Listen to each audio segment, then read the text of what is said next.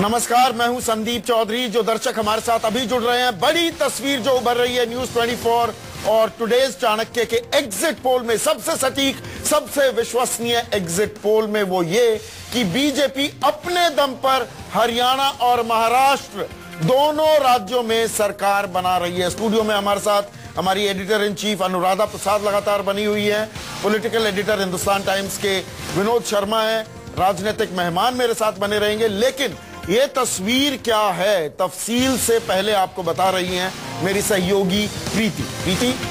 शुक्रिया संदीप। और इस वक्त हम असेंबली में मौजूद है और हम आपको बताएंगे कि क्या टुडेज चाणक्य और न्यूज 24 के एग्जिट पोल में निकलकर तस्वीर बनती दिख रही है। लेकिन एक बात जो इस एग्जिट पोल में साफ हो रही है वो ये कि दोनों ही राज्यों में बीजेपी सरकार बनाती हुई दिख रही है, वो भी बिना किसी सहयोग के।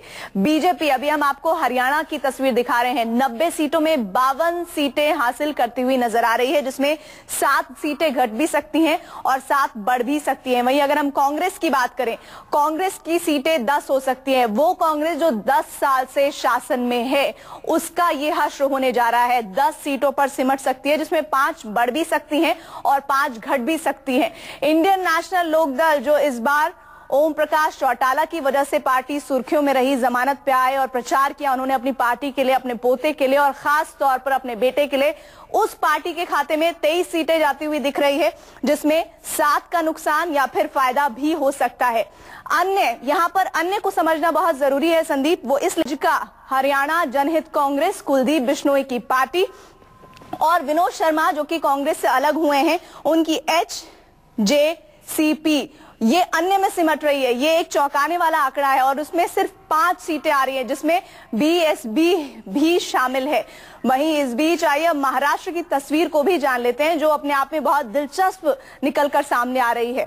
ये देखिए, अगर हम यहाँ पर बीजेपी की बात करें तो वो फुल मेजॉरिटी के साथ 151 सीटें हासिल कर रही है, जिसमें जो रिपोर्ट्स हैं, जो एग्जिट पोल बता रहे हैं, उसके मुताबिक 9 सीटें बढ़ सकती हैं और 9 सीटें घट भी सकती है। वहीं कांग्रेस की बात करें तो कांग्रेस 27 सीटें हासिल कर सकती है और इसमें बढ़ना और घटने का जो अनुमान लगाया जा रहा है, जो आ रहा है एग्जिट पोल में निकलकर, वो 5 सीटों का बढ़ना और घटना हो सकता है। शिवसेना, कांग्रेस, बीजेपी, एनसीपी और शिवसेना इस दफे अलग अलग चुनाव लड़ रहे हैं। इस लिहाज से ये आंकड़ा शिवसेना के लिए खुश होने का सबब बन सकता है। 71 सीटें हासिल कर रहे हैं, लेकिन बहुमत से काफी दूर नजर आ रही है शिवसेना। अभी आपने उद्धव ठाकरे का दावा भी देखा था, सीएम बनने की ख्वाहिश जता रहे थे और पूरा दम भर रहे थे सरकार बनाने का, लेकिन एग्जिट पोल ऐसा कोई इशारा नहीं कर रहा है। 9 सीटें बढ़ सकती हैं और घट सकती हैं। वहीं एनसीपी की बात करें तो 28 सीटों पर सिमटती दिख रही है एनसीपी। और अन्य के खाते में, अन्य यहाँ पर अन्य हरियाणा के ही तरह महत्वपूर्ण है, क्योंकि एमएनएस अन्य में सिमटती नजर आ रही है। 11 सीटें, जिसमें एमएनएस के साथ साथ दूसरी पार्टियों का आंकड़ा भी है। तो संदीप, ये पूरी जो तस्वीर निकल कर आ रही है हरियाणा और महाराष्ट्र की, अपने आप में बहुत दिलचस्प है।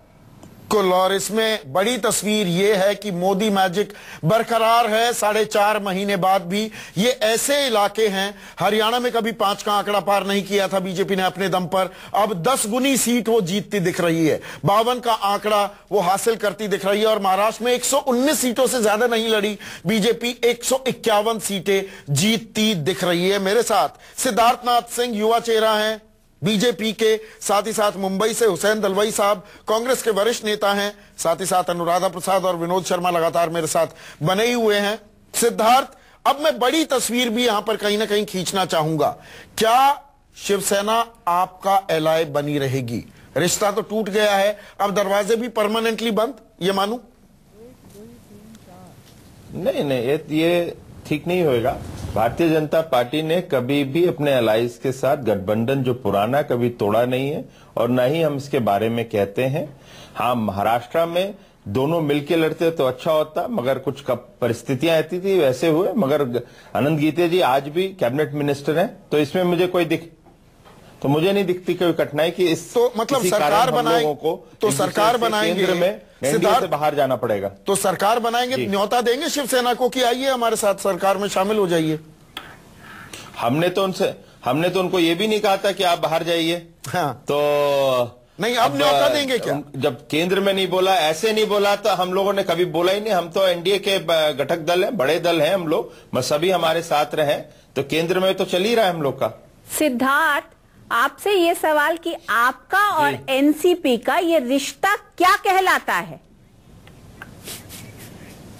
हम लोग दोनों विपक्ष हैं एक दूसरे के, और महाराष्ट्र में हमने जरा खोल के डिफाइन कीजिए कि ये रिश्ता क्या कहलाता है, इसको जरा डिफाइन कीजिए ना अनुराधा जी, कि आप सेंटर में, वो आपके साथ में है, वो वहां पर विपक्ष में है। अब बेचारे शिवसेना क्या करेंगे? विपक्ष में बैठेंगे, पक्ष में बैठेंगे, क्या करेंगे?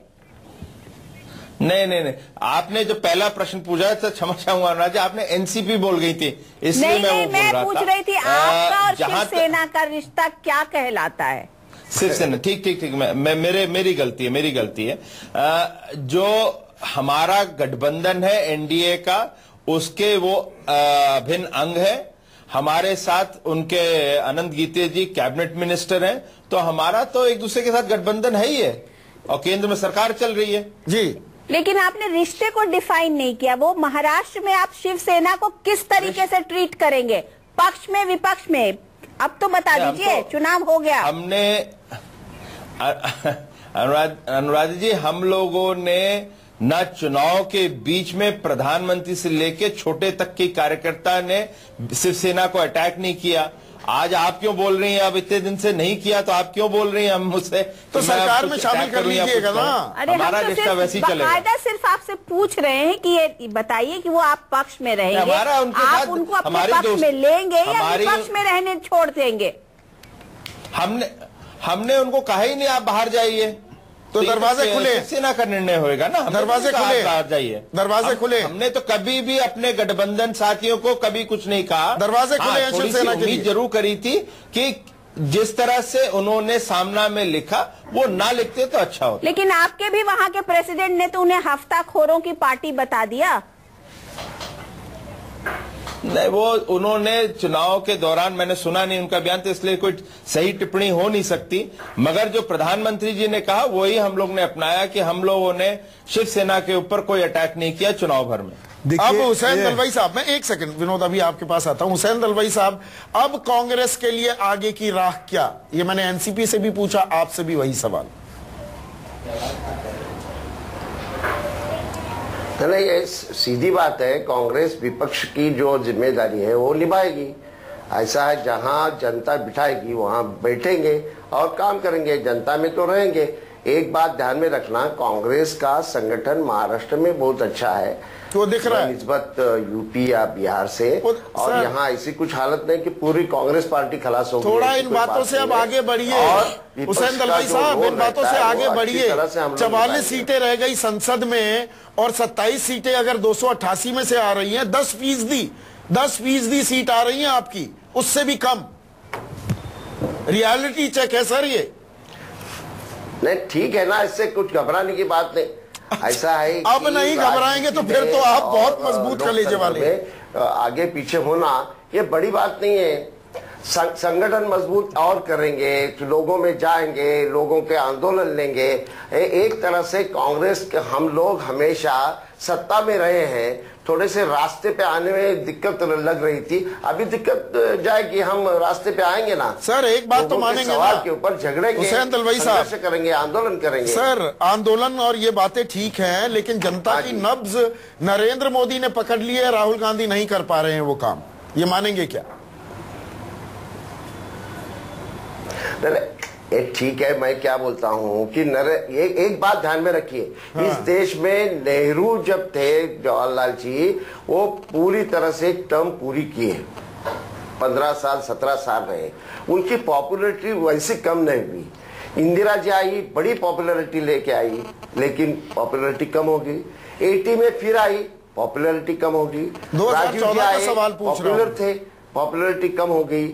सब तो ये ऐसा है कि नरेंद्र मोदी 3 साल के बाद कितनी पॉपुलैरिटी रख सकते हैं देखेंगे, क्योंकि लोगों की अपेक्षाएं। ये अनुराधा, मुझे एक ही समझाइए, लोगों को जब भी राहुल गांधी का सवाल आता है, कांग्रेस वालों को मानो सांप क्यों सूंघ जाता है? अपने गिरेबान में कांग्रेस झांकने को तैयार नहीं है क्या? मुझे लगता है कि कांग्रेस को एक चर्निंग के से गुजरना पड़ेगा, जिसे कहते हैं कि आपको एक चर्निंग करनी पड़ेगी, आपको अपने आप में चर्न करना पड़ेगा और अपने आप के अंदर झांकना पड़ेगा, अपनी स्ट्रैटेजीज को देखना पड़ेगा कि वो कहां कहां क्या क्या गलत कर रहे हैं और जो एक नए सिरे से अपनी पार्टी को रिवाइव करना। तो दमखम होना चाहिए कांग्रेस की लीडरशिप में और रिस्क लेना चाहिए। लेकिन मुझे लगता है अभी थोड़ा वक्त है, ये वक्त से पहले, क्योंकि किसी भी चीज को अब अगर बीजेपी की सरकार आई है, नरेंद्र मोदी आए हैं, तो अभी वो एक जिसे बोलते हैं घोड़े पे सवार है। उस घोड़े पर के सवार नरेंद्र मोदी को इस तरीके से ये लोग नहीं आंक सकते हैं। मुझे लगता है अभी इनको थोड़ा वक्त लगेगा और किसी भी पार्टी को वो वक्त देना चाहिए। अगर कांग्रेस अगर विपक्ष में है तो उन्हें नरेंद्र मोदी को उतना वक्त देना चाहिए। लेकिन वागी सारस्वत, आपको तो बहुत वक्त मिला, 2006 से 2014 की बात आ गई और अभी आप वो 2.5 के आंकड़े में भी नहीं जा रहे हैं। आप कितनी भी मराठी अस्मिता की और मराठाओं की और परप्रांतियों के खिलाफ अभियान चलाते रहे, आपका आंकड़ा बढ़ता नहीं दिख रहा है। खतरे की घंटी है क्या ये एमएनएस के लिए? संदीप जी, सबसे अच्छी बात है अभी देखिए घंटी तो है, अब ये खतरे की है कि किस चीज की है, अपने आप को संभालने की और खुद को ठीक करने की। हाँ। और सरवाइव करने की घंटी तो है। अगर आपके आंकड़े सही साबित होते हैं और हम अन्य में अगर आके बैठे हैं, और सबसे बड़ी बात है कि हम बैठे हैं, हमारा हाल उत्तर प्रदेश में जिस तरह से बहुजन समाज पार्टी का हुआ वैसा नहीं हो रहा है, तो संतोष करना पड़ेगा। अगर ये निर्णय महाराष्ट्र की जनता दे रही है तो ये तो डूबते को तिनके का सहारा खोज रहे हैं मामला है और गंभीरता से हम लोगों को ऑफ कोर्स करना ही पड़ेगा ना। आप जब डूब रहे हैं तो तिनका तो ढूंढना ही पड़ेगा। और 5 सीटें 6 सीटें अगर 11 सीटें आती हैं तो ये हमारे लिए अच्छा तिनका है और हमको लगता है कि हम इस तिनके पे सवार होके अगले चुनावों की तैयारियां करेंगे और हमारे पास पूरा 5 साल का वक्त है, तो हम सरवाइव करने के लिए रास्ता ढूंढेंगे और निकलने की कोशिश करेंगे कि किस तरह से किनारा मिले और सत्ता के करीब पहुंचे। अच्छा बागी, एक सवाल का जवाब बड़े खुले दिल से दीजिएगा। क्या आपको लगता है कि एमएनएस आपकी पार्टी महाराष्ट्र में इररेलेवेंट पार्टी हो रही है?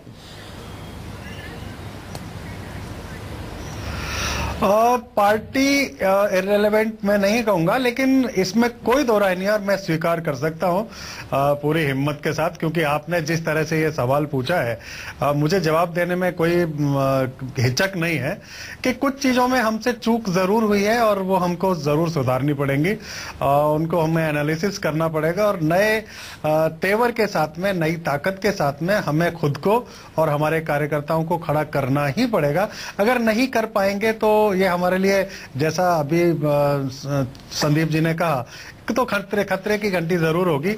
हमें आत्मचिंतन की जरूरत है, हमें मुद्दों के पुनर्गठन की जरूरत है। महाराष्ट्र में फिर से हमें जाना होगा, मिजाज समझना होगा, नब्ज समझनी होगी।